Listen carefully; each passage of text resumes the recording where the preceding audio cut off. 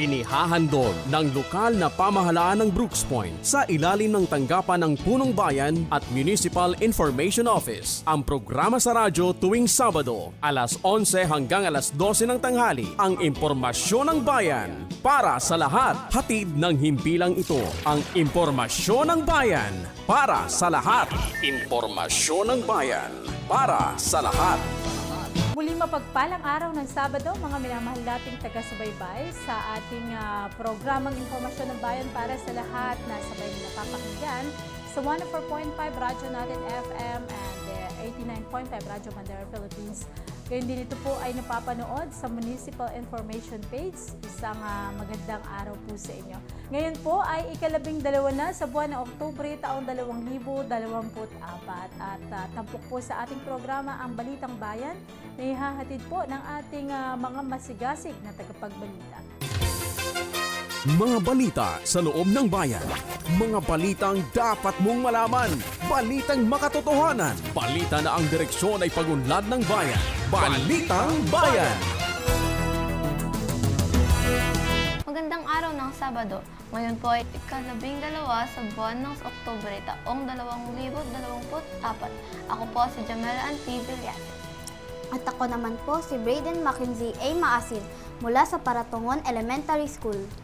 At kami po ang maghahatid ng makabuluhang balitang bayan na aming nakalap sa bayan ng Brooks Point ngayong linggo. Mga balita sa loob ng bayan. Mga balitang dapat mong malaman. Balitang makatotohanan. Balita na ang direksyon ay pagunlad ng bayan. Balitang Bayan! Narito ang ulo ng mga balita na ihahayag sa atin ng Paratungon Elementary School o ang PES News Team. LGU Brooks Point na mahagi ng assistive devices para sa mga persons with disability kamakailan. Third quarter joint meeting ng Municipal Peace and Order Council and Municipal Anti-Drug Abuse Council tinalakay ang kasalukuyang estado ng seguridad, kaayusan at kapayapaan ng bayan. Workforce Development Planning Workshop, abangan ang detalye. Mahalagang pagpupulong ng Brooks Point Indigenous Person Mandatory Representative o IPMR na pag-usapan ang iba't ibang beneficial assistant na inilaan ng gobyerno para sa mga katutubo. Feeding program sa Amas Elementary School lubos na pinagsasalamatan ng mga guro at mag-aaral. Pagsasanay patungkol sa e-collecta solid waste management system, matagumpay na idinaos. Committee nagpulong para sa preparations ng mga malawakang usapin patungkol sa pagsasaayos ng drainage at waterway sa bayan ng Brooks Point. Executive meeting isinagawa sa lungsod ng Puerto Princesa City. World Teachers Day ipinagdiwang na muli ngayong taon. Courtesy visit of Program Management Engineer John Hill Inzon. Mga empleyado ng AgriWorld pinulong ni Mayor Benedito kaugnay sa mga iba't ibang usapin. Muling pamamahagi ng food packs ng LGU isinagawa sa bagong munisipyo. Inaugurasyon at seremonya ng pagbasbas ng PTC Motor Vehicle Inspection and Emission Testing Center, idinaos kamakailan. Magbabalik ang Paratungon Elementary School o PES News Team para sa mga detalye ng Balitang Bayan. Mga balita sa loob ng bayan. Mga balitang dapat mong malaman. Balitang makatotohanan. Balita na ang direksyon ay pagunlad ng bayan. Balitang Bayan! At nagbabalik ang Balitang Bayan, manatiling makatutok sa ating programang ito. Sa ating unang balita, LGU Brooks Point na mahagi ng assistive devices para sa mga persons with disability kamakailan. Para sa mga detalye, naririto si PES News Reporter Jim Zam R. Delicano. Balitang Bayan! Matagumpay na pinamahagi ang mga assistive devices sa mga kababayang persons with disability o PWD. Araw ng Biyernes, September 27, 2024. na ginanap sa New Municipal Building, Barangay Tubtob, Brooks Point, Palawan. Personal na inaabot ni Mayor Cesario R. Benedito Jr. kasama sina Konsihal Sara Jane Crespo Abon, Executive Secretary Stalwart Joseph Benedito at God Focal Person Sylvia Rivera. Ang mga gamit na mula sa DOH at GAD na 26 na wheelchairs, 2 walkers at 7 tungkod o cane para sa 35 PWD beneficiaries. Ayon naman kay Mayor Benedito, ang pamamahagi ng mga assistive devices ay isa sa mga paraan upang maiparamdam sa mga PWDs ang pag-aaruga na pamahalaan. Dagdag pa na punong bayan na laging bukas ang lokal na pamahalaan ng Brooks Point sa pagsuporta sa mga PWDs. Jim Zam Delicano para Tongon Elementary School, nag-uulat para sa Balitang Bayan. Maraming salamat sa iyo, Jim Zam, at sa Balitang Pagkaligtasan at Seguridad. Third quarter joint meeting ng Municipal Peace and Order Council and Municipal Anti-Drug Abuse Council. Tinalakay ang kasalukuyang estado ng seguridad, kaayusan at kapayapaan ng bayan. Sa ulat ni PES News Reporter Kimzy G. Clemente. Balitang Bayan. Pinangunahan ni Mayor Cesario R. Benedito Jr. ang third quarter joint meeting ng Municipal Peace and Order Council at Municipal Anti-Drug Abuse Council noong ika-26 ng Setyembre taong kasalukuyan. Pinangasiwaan ng Municipal Peace and Order Council MPOC Municipal Task Force to End Local Communities Armed Conflict MTF LCAC at Municipal Anti-Drug Abuse Council MADA Focal Person si Celia Castellar ang pagpupulong kasama sina DILG, MLGOO, Coraline C. Atienza, Municipal Health Officer Dr. Lovelyn R. Sotoza, ang Batalyon Warrior mula sa Philippine Army PNP sa pangunguna ni PMAJ Jairus L. Redondo, PCG ENS Leo G. Backwell, Philippine Navy Captain Argel Joseph Tibayan, PGNP Jail Seniors Inspector Brian Ian Pauronada, Municipal Fire Marshal SFO3 Randino C. Robio, Representative of RTC 165 Joseph P. Jarata at iba pang mga kinatawan ng iba't ibang ahensya at departamento ng lokal na pamahalaan ng Brooks Point at civil society organization. Naging sentro ng pagpulong ang pagpapanatili ng kaayusan at kapayapaan sa loob ng bayan ng Brooks Point, kabilang ang karagatang nasasakupan, mga insidente ng sunog, aksidente sa kalsada, iba't ibang kaso ng sakit at mga sanhi ng kamatayan, kaligtasan ng mga bata at kabataan, maging ng mga matatanda, mga hakbang upang malabanan at tuluyan ng mawakasan ang sirkulasyon ng ipinagbabawal na gamot, pagbabawal ng paninigarilyo at paggamit ng vape ng mga minor de edad at pagpapalakas ng mga programa na magpapatibay ng kooperasyon at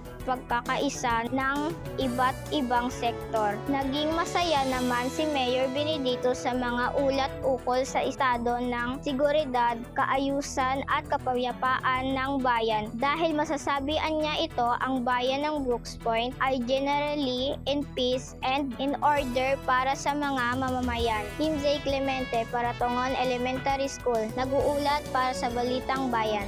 Salamat sa iyo, Kimzy. Sa balitang pang manggagawa naman, Workforce Development Planning Workshop, abangan ang detalye sa ulat ni PES News Reporter Jim Zam Delicano. Balitang Bayan. Puno ng saya at dagdag kaalaman para sa mga kalahok ng isinagawang Workforce Development Planning Workshop nitong ika-27 ng Setyembre sa inisyatibo ng Municipal Public Employment Services Office na pinumunuan ni MPESO Manager Abilin Malong Benedito na ginanap sa New Municipal Hall Conference Room, Barangay Tubtob, Brooks Point, Palawan. Dumalo rin sa nasabing workshop si Mayor Cesario R. Benedito Jr. at lubos niyang kinatuwa ang pagkakaroon ng naturang workshop upang mas maitaas pa ang antas ng kaalaman ng mga empleyado ng lokal na pamahalaan para sa mas mahusay na pagpaplano at implementasyon na aktwal na gawain para sa patuloy na pag-unlad ng bayan at ng mga mamamayan nito. Jim Zam Delicano, Paratongon Elementary School, nag-uulat para sa Balitang Bayan. Maraming salamat sa iyo, James Sam. Susunod na balita, mahalagang pagpulong ng Brooks Point Indigenous Person Mandatory Representative o IPMR na pag-usapan ang iba't ibang beneficial assistant na inilaan ng gobyerno para sa mga katutubo. Narito ang ulat ni PES News Reporter Jane Riza T. Jamil. Balitang Bayan. Nagsagawa ng pagpulong ang mga Barangay Indigenous Person Mandatory Representatives o BIPMR at mga punong barangay sa Abueg Building Government Center, Barangay Tubtob, araw ng Miyerkules, ika-2 nitong buwan ng Oktubre taong kasalukuyan. Pinangunahan ni Indigenous Person Mandatory Representative Honorable Nerelia Pacaldo ang pagpupulong na nakatuon sa mga usapin ng tulong panghanap buhay sa Displaced at Disadvantaged Workers Programs o TUPAD, ayuda para sa Kaposang Kita Program o AKAP, suporta para sa mga magsasaka, COMELEC registration, hapag katutubo launching schedule at pagdiriwang ng IP month. Tinalakay rin ang karapatan ng mga katutubo sang-ayon sa Section 9 ng IPRA Law at mga direktiba mula kay President Ferdinand Marcos na pagtutok sa seguridad sa pagkain ng mga Pilipino, lalo na ang mga katutubo, gayon din ang mga departamentong kaagapay umano ng pamahalaan sa pagkalinga sa mga mamamayan, kabilang na ang mining companies. Naging panauhing pandangal at tagapagsalita naman si NCIP Aurea C. Abadilla sa programa na nagbigay diin sa mga katagang ang hapag at AKAP program ay para lamang umano sa mga katutubo at ang mga sumasailalim dito ay dadaanan niya sa assessment ng DSWD at DOLE. Dumalo rin sa nasabing pagpupulong si Liga President Georgialine Joy Quiachon at ilang mga personalidad mula sa tanggapan ng Ipilan Nickel Mining Corporation. Jenray sa Talib Jamil, Paratongon Elementary School, nag-uulat para sa Balitang Bayan. Salamat sa iyo, Jane Riza. At feeding program sa Amas Elementary School, lubos na pinasalamatan ng mga guro at mag-aaral. Balitang Bayan. Sa pagpapatuloy ng pagpapaigting ng laban kontra malnutrition sa bayan ng Brooks Point, muling nagsagawa ng feeding program sa mga kabataan ng Amas Elementary School ang tagapagtanggap ng Punong Bayan Cesario R. Benedito Jr. sa pamamagitan ng Community Affairs Office na pinangungunahan ni Erinio Maestre Campo, araw ng Biyernes, September 27, 2024. Naging bahagi sina Mayor Cesario R. Benedito Jr., Konsehal Richard Balyan, Executive Secretary Stalwart Joseph Benedito sa pagbibigay ng ngiti sa mga bata sa paaralan. Pinaalala ni Mayor Benedito ang kahalagahan ng maayos na kalusugan dahil ito ay may malaking bahagi sa development ng early years ng bata. Dagdag pa ng Punong Bayan na naging buo ang suporta ng lokal na pamahalaan ng Brooks Point sa pag-agapay sa edukasyon at kalusugan ng mga nasasakupan nito. Alisa Rose, Paratongon Elementary School, nag-uulat para sa Balitang Bayan. Sa balitang pangkalinisan at kapaligiran, pagsasanay patungkol sa e-kolekta solid waste management system matagumpay na idinaos. Ulit sa atin ni PES News Reporter Kim Z. G. Clemente. Balitang Bayan. Tagumpay na isinagawa ang e-kolekta Solid Waste Management System Training araw ng Lunes, ika-30 ng Setyembre taong kasalukuyan na ginanap sa Maruyog Beach, Barangay Pangubilyan, Brooks Point, Palawan, na dinaluhan ni na Mayor Cesario R. Benedito Jr. kasama sina Executive Secretary Stalwart Joseph Benedito at iba pa. Layunin ng naturang pagsasanay na maituro sa mga kalahok ang epektibo at makabagong pamamaraan ng tamang segregation ng mga basura na may mas kapaki-pakinabang na gamitin sa pangkabuhayan ng mga mamamayan nagnanais na magkaroon ng dagdag na income sa pang-araw-araw na pamumuhay. Kimzey Clemente, Paratongan Elementary School, nag-uulat para sa Balitang Bayan. Maraming salamat sa iyo, Kimzy. Samantalang committee nagpulong para sa preparation ng makalawakang usapin patungkol sa pagsasaayos ng drainage at waterways sa bayan ng Brooks Point. Balitang hatid sa atin ni PES News Reporter Adrian Flores. Balitang Bayan. Pinangunahan ni Mayor Cesario R. Benedito Jr. ang pagpupulong ng committee para sa paghahanda ng comprehensive drainage and waterways sa bayan ng Brooks Point na kinabibilangan ng iba't ibang tanggapan ng pamahalaang lokal at mga pribadong sektor. Araw ng Lunes, September 30, 2024 na ginanap sa bagong gusali ng LGU Brooks Point. Inilahad ni Municipal Engineer Raul A. Quijano Jr. sa pagpulong ang pagsasagawa ng konkreto at detalyadong pamamaraan upang maiwasan ang pagbaha sa bayan ng Brooks Point sa pamamagitan ng masusing pag-aaral sa mga mapa ng mga drainage system at iba pang maaaring lagusan ng tubig kung sakaling lumakas ang pagbuhos ng ulan. Dumalo sa pagpupulong sina MPDO ENP Joey C. Piramide, Romeo C. Canigas bilang kinatawan ni Municipal Agriculturist Renato A. Bacosa, MDRRMO OIC Mod Ryan M. Miranda, REB, REA, LGU Water System Manager, Engineer Ronnie A. Cabasal, DPWH Engineer Zosimo D. Villarica at Ginoong Franklin Aquino ng DENR, Menro Forester Riniel Oliver M. Fuentes at private sector representative na sina dating Mayor Dr. Narciso B. Leoncio at dating Municipal Engineer Nemencio Z. Evangelista. Hinikayat ni Mayor Benedito na magtulungang pag-aralan at paghandaan para sa mas maayos na implementasyon ng comprehensive drainage waterway sa bayan upang maiwasan ang mga problema at sakunang dulot ng pag-apaw ng tubig at pagbaha sa bayan. Adrian B. Flores, Paratongon Elementary School, nag-uulat para sa Balitang Bayan. Maraming salamat, Adrian Flores, at executive meeting isinagawa sa lungsod ng Puerto Princesa City. Hatid ni PES News Reporter Princess Lian Obsanga para sa detalye. Balitang Bayan. Matagumpay na naisagawa ang 4th quarter executive meeting na pinangunahan ni Mayor Cesario R. Benedito Jr. kasama ang mga department heads at designates noong araw ng Huwebes hanggang Sabado, ika-3 hanggang ika-5 ng Oktubre taong 2024 sa lungsod ng Puerto Princesa. Tinalakay sa pagpupulong mga programa, proyekto at pundong nakalaan sa lokal na pamahalaan ng Brooks Point para sa taong 2025. Masusiring pinag-usapan ng mga importanteng paksa katulad ng preparasyon para sa gaganaping 27th Southern Palawan Municipalities Friendship Game 2025 sa bayan, supplemental budget, AIP 2025 and annual budget presentation at implementasyon ng amendment of salaries and wages of GOs and COs para sa taong 2025. Nilalayon ng pagpupulong na ito ay maisaayos sa lalong madaling panahon bilang paghahanda sa susunod na taon upang ang serbisyong may puso ay patuloy na maibigay sa mamamayan.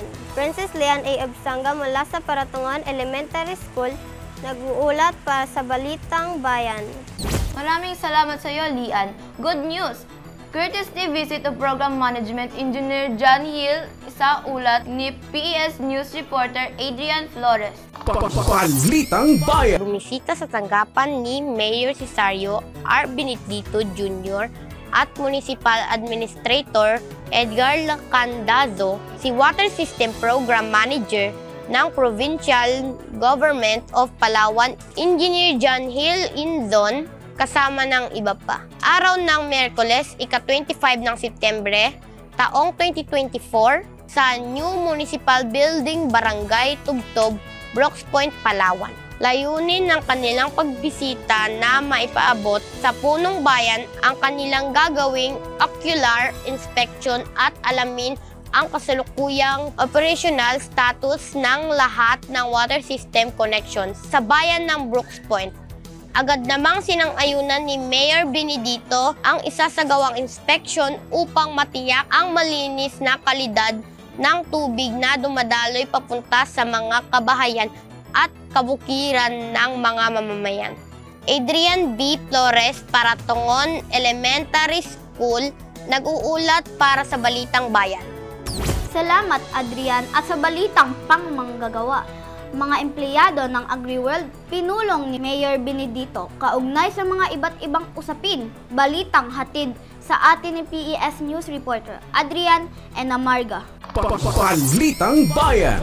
Personal na nakipagpulong si Mayor Cesario R. Benedito Jr. sa mga kawani ng lokal na pamahalaan ng Brooks Point na namamahala sa Brooks Point AgriWorld noong ikaunang araw ng Oktubre taong 2024 kasama sina HRMO Officer Luz Galicia, Executive Secretary Stalwart Joseph Benedito at Chris Joseph Cadlaon. Masusing pinag-usapan ang pagsasaayos ng mga concern sa pagpapaganda pa at maging ang paglalaan ng budget para sa pagsasaayos at development ng AgriWorld na isa sa mga tourist destination sa bayan. Muli naman pinaalala ng punong bayan na ang pagkakaisa at pagkakaroon ng maayos na samahan sa isang opisina ay mahalaga dahil ito ang nagbubukas ng pinto ng tagumpay. Patuloy pa rin ang suporta ng lokal na pamahalaan para sa kaunlaran ng bayan. Adrian V. Enamarga para Tongon Elementary School, nag-uulat para sa Balitang Bayan. Maraming salamat, Adrian. Samantalang muling pamamahagi ng food packs ng LGU isinagawa sa bagong munisipyo. Balitang Bayan. Personal na iniabot ni na Mayor Cesario R. Benedito Jr. at Executive Secretary Stalwart Joseph Benedito ang food pack sa 20 pamilya na mula sa Office of the Mayor na ginanap sa New Municipal Building, Barangay Tubtob, Brooks Point, Palawan. Araw ng Martes, ika-1 ng Oktubre, taong 2024. Layunin ni Mayor Benedito na makapagbigay ng munting tulong at saya para sa mga pamilya ang nangangailangan. Malugod namang tinanggap ng bawat pamilya ang tulong na food pack at lubos silang nagpasalamat sa biyaya. Limitado man ang bilang ng pamilyang beneficiary, hangad naman ni Mayor Benedito na mabahagi ng tulong ang iba pang pamilya sa mga susunod na araw. January Satari Jamil para Tongon Elementary School, nag-uulat para sa Balitang Bayan. Susunod, inaugurasyon at seremonya ng pagbasbas ng PTC Motor Vehicle Inspection and Emission Testing Center e dinaos kamakailan. Balitang hatid sa atin ni PES News Reporter Alisa Piros. Balitang Bayan. Matagumpay na naidaos ang inauguration at blessing ng RVL Emission Center na pag-aari ng Pamilya Lot sa Barangay Tubtob, Brooks Point, Palawan. Araw ng Martes, ika-1 ng Oktubre. Taong kasalukuyan sa pamamagitan ng Land Transportation Office. Ngayon sinimulan ang programa ng mataintim na panalangin at sinundan ng cutting of ribbon na isinagawa ni Ginoong Prime Lot at Dr. Ruth Lot kasama sina Assistant Director George Palayo, Regional Director LTO Omi Marupa Eduardo de Guzman, Puerto Princesa LTO Chief Mirna Ocampo at Brooks Point Land Transportation Office Chief Jeffrey F. Bahutagana. Malugod namang binati ni Mayor Benedito ang pamilyang Lot sa bago nitong negosyo sa bayan ng Brooks Point at lubos na nagpapasalamat ang punong bayan sa bagong service para sa mga mamamayan upang hindi na kailangan pumunta pa sa Puerto Princesa City para sa pag-renew ng rehistro ng mga sasakyan. Dumalo rin sa nasabing inauguration sina Executive Secretary Stalwart Joseph Benedito, PNP Chief Major Darius L. Redondo, Police Lieutenant John Rain P. Basa at iba pang malalapit na kaibigan at pamilya. Alisa Rose para Tongon Elementary School, nag-uulat para sa Balitang Bayan. Maraming salamat, Alaysa, manatiling nakatutok sa pakikinig at panunood ng ating programang Impormasyon ng Bayan para sa lahat.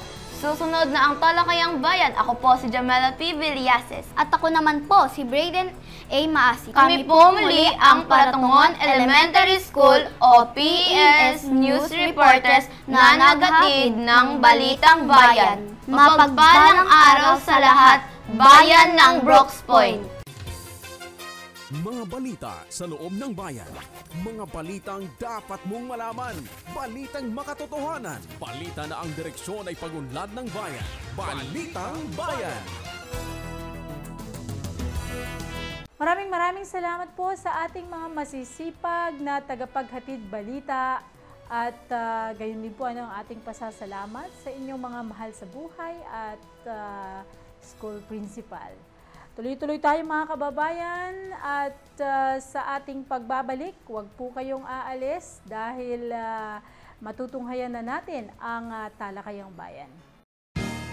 Talakayang Bayan.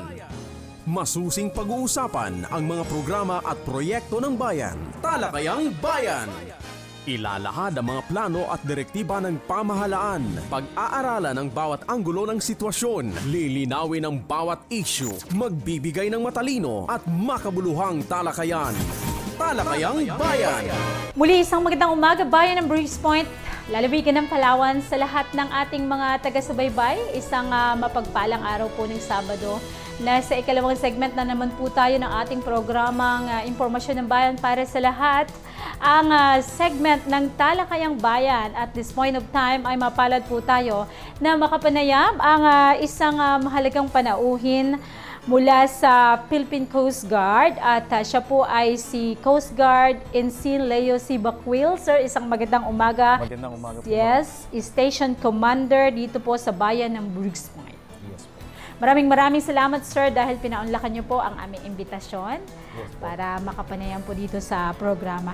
Hindi na natin pahahabain pa mga kababayan. Alam kong maging kayo po ay sabik na no, sa ating talakayan ngayong umaga at ito yung palaging request ng ating mga tagapakinig, sir, yung malaman po ang mandato ng bawat ini-interview natin dito, no, sa mga nakakapanayam namin dito sa programang Impormasyon ng Bayan. At sir, maaari niyo po bang i-share para po sa kaalaman ng ating mga tagapakinig kung ano po ang mandato ng PCG? Yes po, magandang umaga po sa ating lahat. Lalong-lalo na po sa ating mga minamahal na kababayan ng Brooks Point, sa mga naabot po ng ating programang ito. Gayon din po sa ating mahal na Mayor, Mayor June, sa ating Vice Mayor, Attorney Jen Feliciano, at sa lahat po ng ating mga local officials. Bali po, ang Philippine Coast Guard po is created under the RA 9993 po, an act establishing the Philippine Coast Guard as an armed and uniform armed service attaches to the Department of Transportation and Communication po dati, na ngayon po ay Department of Transportation na po. Opo. So, yun nga po, yung mandato po ng ating Philippine Coast Guard ay, si Philippine Coast Guard po is may mandato po, yung powers and functions niya po is, unang-una po is to enforce regulations in accordance with all relevant maritime international conventions, treaties or instruments, and national laws for the promotion of the safety of life and property at sea within the maritime jurisdiction of the Philippines in conduct port state control implementation. So, ayun po, sinasabi po rito, si Coast Guard po ay siya po yung may mandato na magpatupad ng mga batas po na naayon po doon po sa ating batas ng 9993, kagaya po ng ating maritime safety, maritime law enforcement, maritime search and rescue, maritime administration. Iyan po ang ilan po sa mga mandato ng ating Philippine Coast Guard po. Ayan. In short, sir, para din kayong para din kayong sundalo, ano? Yes po, ma'am. Opo. Bali, si Coast Guard po is ang ating 3rd Uniform Armed Service po. Pero po, si Coast Guard po is humanitarian in nature. Opo. So, unang-una po yung ating AFP, pangalawa po yung ating PNP, pangatlo po si Coast Guard po sa ating line of defense po. Opo. So, ayun po, ang layunin po ni Coast Guard ay maghatid ng serbisyo sa ating mga kababayan in a humanitarian way po. Opo. Pero po, si Coast Guard po is, meron din po siyang armado rin po siya. So, may pangkumbatant din po tayo na ating unit po na pwede po nating isabak in times of emergency po or insurgencies like po, mga ganyan po. Meron din po tayo. Ready po tayo. Ayan. At ang nakakatuwa dito, sir, ay hindi lang kayo pang kalupaan, maging Yes po, pangkaragatan. opo. Aha, napakalawak Iyon po, ng inyong yes po, ma'am. ginagampanan na tungkulin. Tungkulin po, opo. Ayan. Sir, maaari niyo po bang ibahagi sa ating mga tagapakinig ang mga naging accomplishment po ng inyong tanggapan dito po sa bayan ng Brooks Point? Ito pong mga nakalipas na buwan dito po sa bayan. Ayun po, ma'am. Bali po si Coast Guard Station South Central Palawan po. Palagi po siyang na-involve po sa ating mga, unang-una po sa ating community outreach program. Katuwang po ng ating lokal na pamahalaan po ng Brooks Point. Yung ating suporta po sa kanila ay palagi po nating iniaabot sa ating mga kababayan po. Katulad na po ng ating mga past na mga outreach program po sa Sitio Tabud po, sa Sitio Linaw, and yung nakaraan po is yung sa Barangay Mainit po. Opo. So, ayun po, ang ginagawa po ni Coast Guard, may mga serbisyo rin po na pinararating sa ating mga kababayan, katulad po ng mga libreng gupit, mayroon din po tayong mga pakain para sa mga bata, may mga binibigay po tayo ng mga regalo, ganun po. Opo.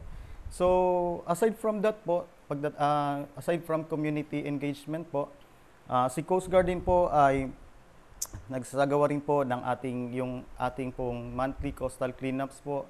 The same time po yung ating mangrove planting po, na which is very malaki po yung may tutulong po sa ating kalikasan po. Opo. So ayun po, aside from that po, si Coast Guard din po ay handa or even po nag-engage din po sa ating mga activities within sa ating munisipyo po. Na for the past months po is nagpo-provide din po tayo ng mga security sa ating mga main activities po dito, katulad na po ng pagdating po ni Senator Amy Marcos. Kaisa rin po tayo sa nagbigay ng security sa kanila po.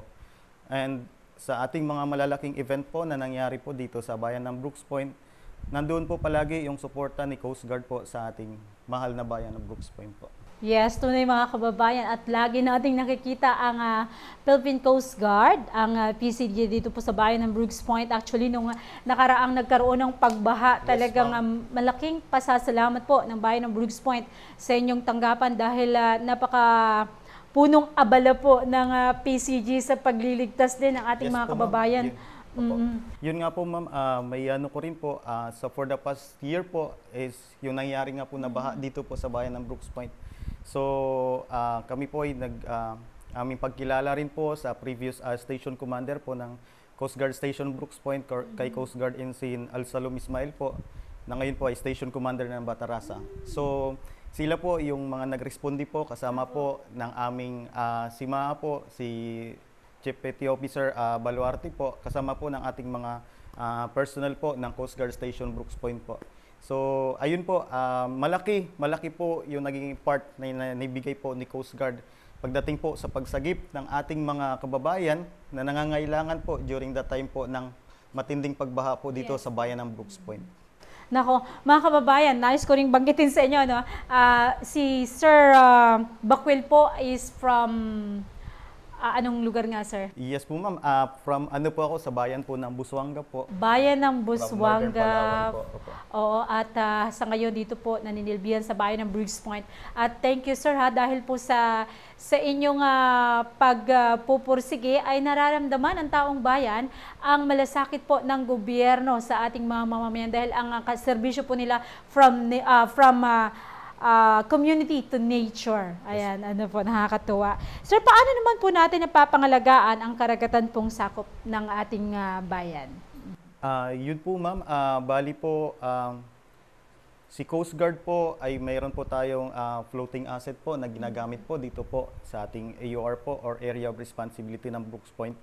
Bali po, si Coast Guard po palagi pong nagkakandak ng maritime patrol po natin para po siguruhin ang ating kaligtasan sa ating karagatan.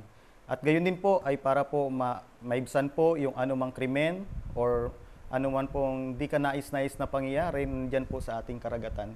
So, sa ngayon po ma'am, ang status po ng ating dito po sa ng Brooks Point is matiwasay po.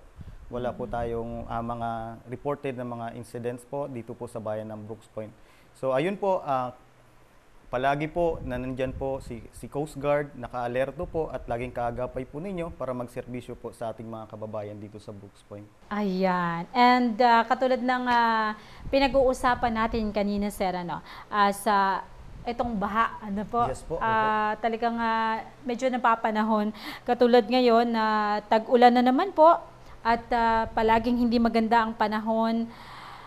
Pwede po bang ma-share nyo sa amin kung paano po natin napoprotektahan ang karagatan at or ang mga mamamayan na pumapalaot katulad po ng mga mangingisda sa ganun po ay malaman ng ating mga kababayan kung ano po ang ginagawa ng PCG. Dahil yung iba, baka mamaya pag sinita o napaalalahanan ay nagagalit. Hindi nila alam para pala sa kanila. Sige, sir. Sige po, ma'am. Ayun po ma'am, bali po ang ginagawa po namin dito po sa bayan ng Brooks Point. Unang-una po is kinakausap po namin yung ating mga fishermen, mga fisher folk po natin. Para po ipaintindi sa kanila po yung importansya po ng kaligtasan natin sa karagatan. At gayon din po is para makatulong po kami sa ating mga local fishermen po. Opo. Hindi po kami kalaban, kundi katulong po kami para po sa maging maayos po yung ating maayos po yung ano natin dito sa Brooks Point for the safety na rin po ng kalahatan. So ayun po ma'am, pagdating po sa mga heavy weather po natin or even po sa mga bagyo, si Coast Guard po is nagkakandak po ng information dissemination. Unang-una po, information dissemination po sa ating mga mamamayan po na nasa shoreline po or malapit po sa dagat, mga fishermen po natin na ano po ba ang mga dapat nating iwasan, ang mga dapat nating ibigyan importansya po pagdating po sa panahon ng bagyo or sa panahon po na meron pong malakas yung ulan, malakas yung alon, mga ganun po. Opo. So, information dissemination po sa ating mga kababayan. Pangalawa po, si Coast Guard po as mandated po ng batas. Si Coast Guard po yung may authority po na mag-enforce na kapag sa tingin po ng Coast Guard na masyadong malakas or even po may nakataas po na tropical storm, tropical cyclone po, or ang sinasabi po ng DOST Pag-asa na may gale warning po dito, si Coast Guard po ay maglalabas po ng ating Sea Travel Advisory. Para po, bakit po? Is para po maging ligtas ang ating mga manlalayag po dito po sa bayan ng Brooks Point at gayon din po sa mga nagbibiyahe sa ibang lugar po na nanggagaling po dito sa bayan ng Brooks Point. So ayun po, naglalabas po kami ng Sea Travel Advisory at ang Sea Travel Advisory nandoon po lahat kung ano po yung mga dapat gawin po at yung references namin, bakit namin pinapatupad ito pong mga ganitong klase ng enforcement po. So aside from that po, hindi lang po kami pandagat, gayon din po is si Coast Guard po, pagdating din po sa land po, nagkakandak din po ng ating patrolling po within sa ating mga areas po. Katulad na rin po ng mga rivers, mga creeks na ganyan na pwede pong magkaroon po ng yung pangangailangan po ba na hindi naman po natin hinihingi yung mga kababayan natin is matrap or even po sa, yun nga sinasabi po is yung baha na nangyari po previously dito po sa Brooks Point. So, chinecheck or pinupuntahan po namin mismo po yung mga areas na yan, ma'am, para ma-secure po natin na safe at wala pong any danger po na maano po para sa ating mga kababayan. Ayan. Ito naman, sir, ang ikalimang katanungan. Ito ay medyo mainit-init na usapin, tungkol po sa West Philippine Sea. At maaari nyo po bang, ayan. So, maaari nyo po ba kaming bigyan ng kaalaman? or ang ating mga kababayan tungkol po sa pagpoprotekta sa ating teritoryo. Ayan, kasi alam natin na medyo ito po ay isang mainit na usapin, lalo na tayo po nandito sa bayan ng Brooks Point. Medyo malapit po tayo sa WPS. Yes po, bali po si West Philippine Sea po ay nasa ating malapit po dito sa atin po, sa Palawan po, no? Pero mga kababayan, ma'am, ipagpaumanhin po ninyo sa pagkakataong ito is hindi ko po masasagot po ang inyong katanungan dahil po may designated po tayo na spokesperson from the Philippine Coast Guard po. Isang spokesperson lang po na every time po na may magkaroon po ng mga issues or sigalot po pagdating sa West Philippine Sea or any concern po, mga issues po natin, siya lang po yung authorized po na magbigay po ng any information regarding po sa West Philippine Sea status po sa ngayon. Alright, naiintindihan namin, sir. Yes po. Ito naman, sir, ano naman po ang inyong mga nais pang isagawang programa at plano po bago matapos ang taong 2024? Ayun po, ma'am. Opo, mga kababayan, si Coast Guard Station Brooks Point po is may plano pa pong magpalago, palakihin po yung ating workforce po dito po sa bayan ng Brooks Point. So, ma'am, meron po tayong mga proposals po na magdagdag po ng mga substation po dito sa Brooks Point. Sa pagkikipagtulungan na rin po ng ating mga minamahal na mga local official sa pamumuno po ng ating mahal na mayor at gayon din po sa ating mga minamahal na barangay captains, chairmans po dito po sa bayan ng Brooks Point. So sa ngayon, ma'am, meron na po kaming isang proposal, dalawa po mga ganyan, na mag-open po tayo ng ating substation para po mas may lapit po natin yung ating serbisyo sa ating mga mamamayan.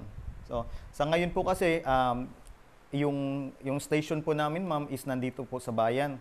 Yung substation din po namin is nandito lang din po sa bayan.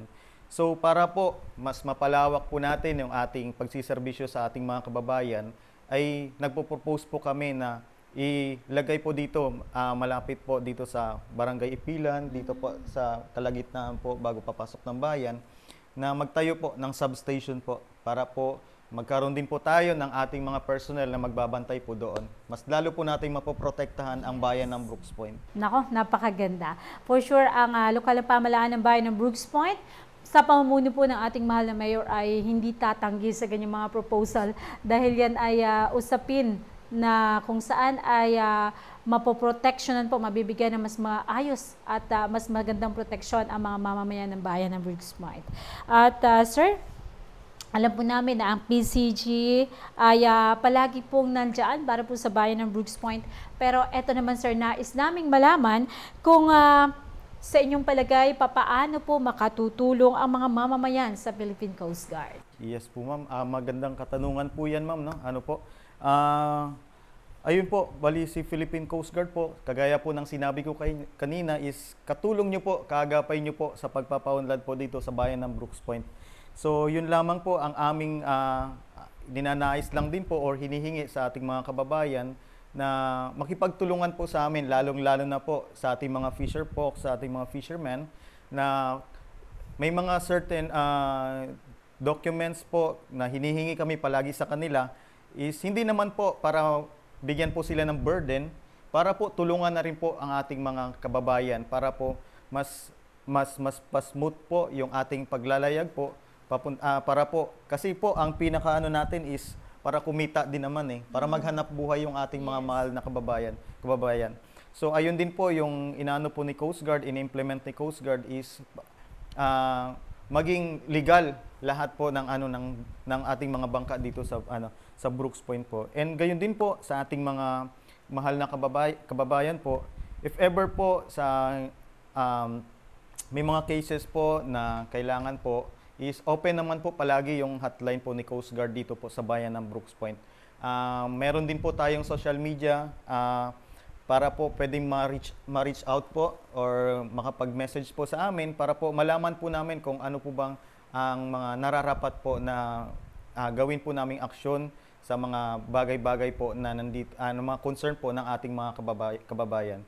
So, ayun po, si Coast Guard po sa ating mga kababayan is kaagapay at katulong niyo po dito po sa bayan ng Brooks Point. Ayan. So mga kababayan, ang hiling po ng ating mga katuwang sa paglilingkod sa komunidad ay makiisa po ang mga mamamayan. Sir, napakaikli po ng oras. Malapit na po tayong magtapos. Sa ating pagtatapos, sir, baka may mga nais pa po kayong sabihin sa ating mga kababayan. At syempre, yung mga kababayan natin dyan na nag-a-aspire, na gusto ring maging PCG dahil talagang alam natin na ang bawat mamamayan po ng bayan ng Brooks Point ay nag-a-aspire din at talagang salute pag sinabing maging membro na ng PCG. Okay, nasa sa inyo po ang pagkakataon, sir, sa mga nais niyo pang sabihin sa ating mga tagapakinig. Sa totoo po, ma'am, is ang bayan po ng Brooks Point yung may pinakamalaking production po ng mga Coast Guard po dito sa Palawan. Yes po. So ayun po, lalong-lalo na po sa ating mga kabataan na nandito po sa bayan ng Brooks Point. Huwag kayong mawawalan ng pag-asa sa inyong mga pangarap.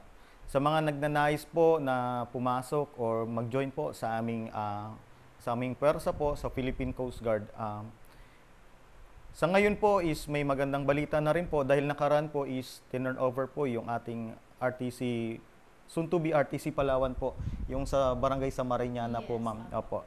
Formally po, turnover na po yun ang ating mahal na pamahalaan po ng Brooks Point sa Philippine Coast Guard po. Pero may mga kailangan pa pong development na gagawin po bago po masimulan siguro yung ating training center. Pero bagamat man sa ganun is in-encourage ko pa rin po yung ating mga kabataan or yung mga may willingness po na mag-join sa atin na sundin nyo lang kung ano yung gusto ninyo, yung pangarap ninyo. Mag-set kayo ng goals para yung goals na yun yung lagi nyong titignan para sa pagdating ng panahon is ma-fulfill ninyo kung ano yung kagustuhan ninyo sa sarili ninyo. Ano po? Sa ating mga kababayan po sa Brooks Point po at sa pamahalang bayan po ng Brooks Point, maraming salamat po sa inyong tulong sa amin sa Philippine Coast Guard. At aasahan nyo po, marami pa pong mga projects or any implementations na makakatulong po, mga programs po dito po sa ating mahal na bayan po ng Brooks Point. Muli po, maraming salamat po sa inyo at patuloy po tayo magtulungan para sa ikakaunlad ng ating bayan. Ayan. Once again, mga kababayan, CG or Coast Guard Ensign Leo G. Bacuel. Sir, thank you once again. Thank you very much, ma'am, sa privilege po. At syempre, binabati din natin ang kanyang mga kasama, si Sir Baluarte, si Ma'am Soriano, at si Ma'am Hapsan. Ayan. Maraming salamat po sa inyong pagpapaunlak sa aming imbitasyon dito po sa ating programa. I hope na hindi po ito ang huli. Yes po. Marami pa po tayong pagsasamahan. Mga kababayan, dyan na po nagtatapos ang ating mahalagang pakikipagpanayam sa ating mahal na panauhin ngayong umaga.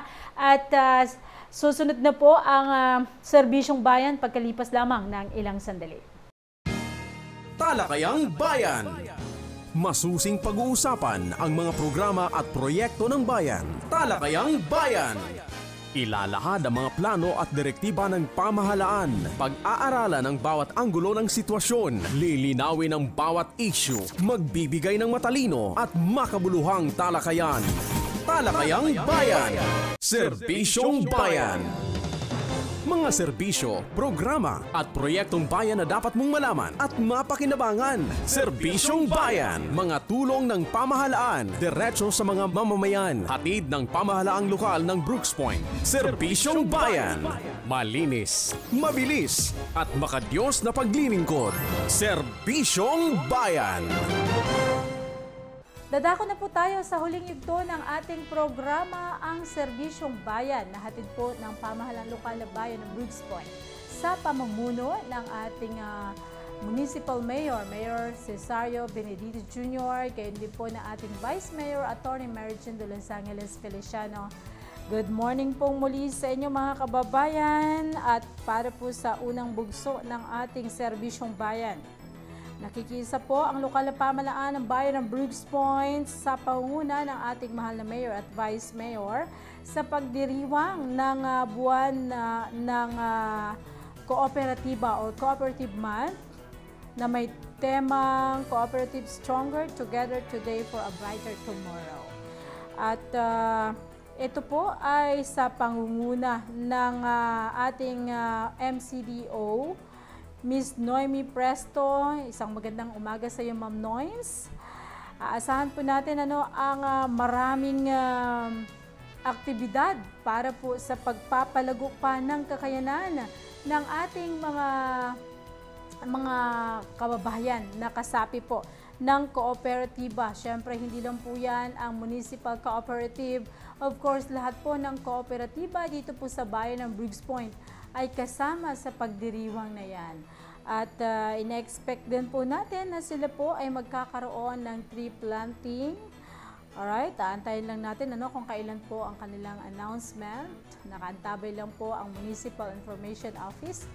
At syempre, gayon din po, ipinagdiriwang din ngayong buwan ang IP Month Celebration. Kumusta po sa ating IPMR? Magandang umaga po kay IPMR Nerilya Pacaldo.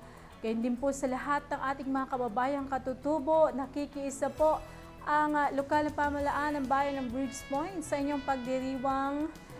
At sa atin pong kabatiran, ang kanilang selebrasyon ay gaganapin po sa bagong gusali ng terminal dyan po sa Lada. At matutuhin natin dyan ang mga larong katutubo at syempre kung ano po yung uri ng kanilang pananamit na talagang nakaka-amaze at nakakatuwa dahil ang pagkakataon na ito ay pagkakataon upang bigyan po ng pugay ang ating mga kababayang katutubo sa pagdiriwang ng kanilang kultura. At panawagan sa lahat po ng artist. Ito man ay visual artist or visual arts at gayon din sa literary arts at syempre po sa performing arts.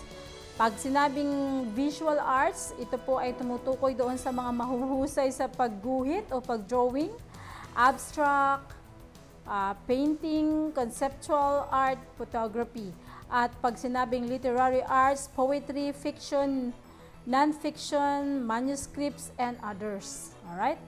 Gayon din po sa performing arts, dance, music, opera, theater and musical theater, magical illusions, spoken word, stand-up, comedian, at circus arts. Ayan. Kayo po ay tinatawagan, kung alam niyo po sa inyong sarili na isa po kayong artist dito po sa bayan ng Briggs Point.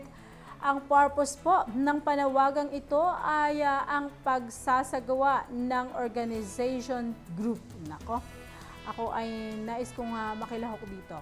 Ano po? Dahil alam natin na ito po ay isang pagkakataon din, magandang pagkakataon upang mas mapalago pa ang kaalaman ng ating mga artists dito sa bayan ng Briggs Point at magkaroon pa ng collaboration to each other. Ano po? Na kung saan ay talagang ma-develop po yung socialization and mali natin, mayroon pong mga handog na tulong ang lokal na pamahalaan sa magiging grupo na ito. At sa mga nagnanais po na makilahok sa organization na gaganapin o nagagawin, ay pwede po makipag-ugnayan dito po sa ating Municipal Information Office. Ayan, hanapin lang po si Sir Ronnie Mendoza, of course, sa iba namang pagkakataon, pwede niyo rin pong hanapin si Sir G. Kaabay. Sila po yung isa sa mga nag-oorganisa nitong grupong ito para sa mga artists. At nakakatawa po na mayroon na dito sa bayan ng Briggs Point ng mga ganitong sistema na pwede pong makatulong sa mga mamamayan na nais pang lumago ang kanilang kaalaman. At update po para sa COMELEC. Tignan po natin kung may interview natin sa susunod na pagkakataon ang ating COMELEC officer na si Sir Raymond Gardose. Subalit sa kasalukuyan, narito po ang mga tatakbo bilang kakandidato Hindi po natin sila kinakampanya, paglilinaw lang. Gusto ko lang bagitin sa inyo kung sino-sino sila, pero wala po tayong kikilingan. Para po sa pagkamayor ay tatakbo si Bert Abiog, William Boral Vermas at Cesario R. Benedito Jr. At sa pagka-Vice Mayor naman, Attorney Mergen De Feliciano at Georgeline Joy Quechon.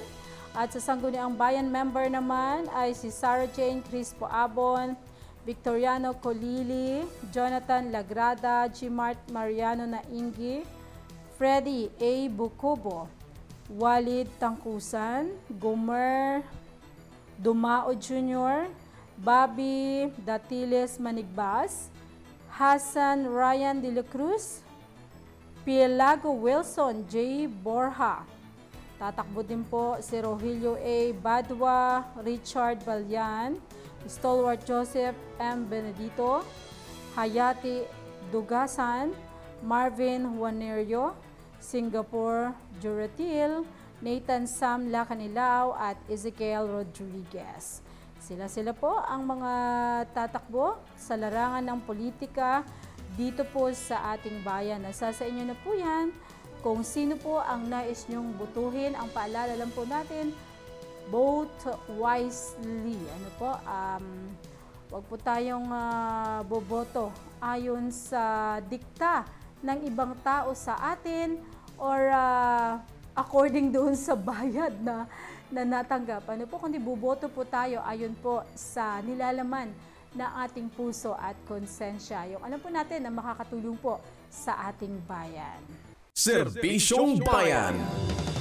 Mga serbisyo, programa at proyektong bayan na dapat mong malaman at mapakinabangan. Serbisyong Bayan. Mga tulong ng pamahalaan, diretso sa mga mamamayan. Hatid ng pamahalaang lokal ng Brooks Point. Serbisyong Bayan. Malinis, mabilis at makadiyos na paglilingkod. Serbisyong Bayan. Mga kababayan, yan na po ang ating serbisyong bayan na hatid po ng lokal na pamahalaan ng bayan ng Brooks Point sa pamumuno po ng ating Mayor Cesario R. Benedito Jr. at Vice Mayor Attorney Mergen de Los Angeles Feliciano. Sa ngalan po ng Municipal Information Office sa pamumuno po ng ating Municipal Information Officer Designate Ms. Deborah Faith C. Malacao at 10 na buo ng tanggapan ng Municipal Information Office, ako po Maria Len Galicio Archie ang naghahatid sa inyo ng Talakayang Bayan, Balitaang Bayan at Serbisyong Bayan. Isang mapagpalang araw po ng Sabado. Inihahandog ng lokal na pamahalaan ng Brooks Point sa ilalim ng tanggapan ng Punong Bayan at Municipal Information Office. Ang programa sa radyo tuwing Sabado, alas 11 hanggang alas 12 ng tanghali. Ang impormasyon ng bayan para sa lahat. Hatid ng himpilang ito, ang impormasyon ng bayan para sa lahat. Impormasyon ng bayan para sa lahat.